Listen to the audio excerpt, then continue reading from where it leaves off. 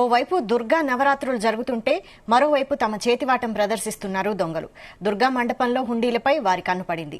శ్రీకాకుళం జిల్లా పలాస కాశీబుగ్గ మున్సిపాలిటీ మారుతీనగర్లో శరన్నవరాత్రుల్లో భాగంగా ఏర్పాటు చేసిన దుర్గా మండపంలోని హుండీని దుండగులు ఎత్తుకెళ్లారు. మాలధారణలో ఉన్న భవానీలు మండపంలో నిద్రిస్తుండగా అర్ధరాత్రి దాటిన సమయంలో దొంగలు హుండీని ఎత్తుకెళ్లారు.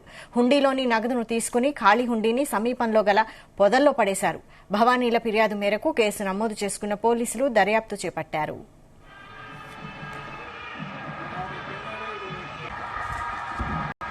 మారుతీనగర్ లో గల మంకినమ్మ గుడి పక్కన ప్రతి ఏడాది కూడాను మేము అంగరంగ వైభవంగా దేవీ నవరాత్రులు పూజ జరుపుతున్నాం.